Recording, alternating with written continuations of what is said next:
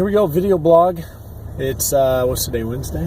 Wednesday. Yeah, so we're just coming home from the gym, and I was thinking about my relationship with my wife. And, it's so funny. You know, she really enjoys it when I do the vlog with her in the car. She always thinks she's going to be real funny sauce sitting there in the back saying her stuff. You know, when you meet somebody, the truth is that you put your best foot forward, and I think most people on their first date don't introduce themselves and say all the bad things that they've ever done or all the things that they don't do well at. But with any relationship as it progresses, I think everybody in relationships wants truth. And when you're in a relationship with somebody and then something comes out that you didn't know, something they did or part of their personality that you weren't aware of, there's a part of you that feels like you've been lied to. Like, man, were they not telling us the truth? Or was this not who they truly are? And so I think, would you stop? I think that everybody desires authenticity in relationships. And the reason why I was thinking about that, I was thinking about my relationship with God and my responsibility to share who God is to the world.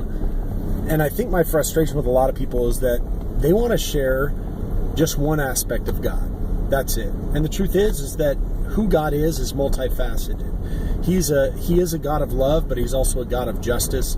He's a God of mercy, but he's also a God of judgment.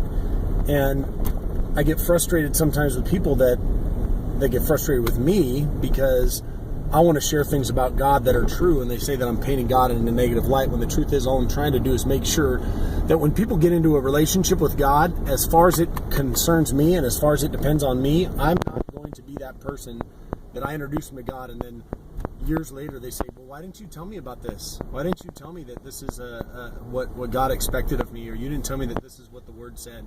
Because the truth is that if I can be as honest as possible about who God is and introduce people to a true representation of who he is how it's found in the Bible, I'm going to feel like I've done my due diligence, man. I'm not going to have to hide. I'm not going to have to look at him one day and be like, well, you know, I knew that about God, or I knew that about the Bible. I just didn't tell that to you.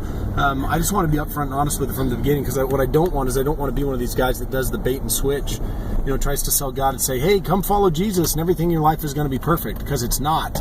Or come follow God and he's going to fix all your problems, because he won't.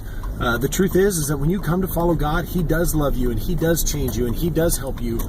But it doesn't change everything in your life in a moment. It's over time that happens. God requires everything of you, and it's going to be a just as hard of a life as everybody else. The difference is that you go through it with God. You don't go through it alone. And he does help, and he does bless, and he does fix. But you can't come to him with this expectation of coming to him is going to fix every last issue in your life immediately, because it's just not the case. So, I don't know what that means. I guess the end result is today is be authentic in your relationships, man. Be authentic in your relationships with your spouse and your friends, but also in your relationship with other people as you attempt to share Christ and who he is. All right. Well, love you guys. Have a good day, and see you tonight at church, Wednesday night service. Bless you guys. Love you. Bye.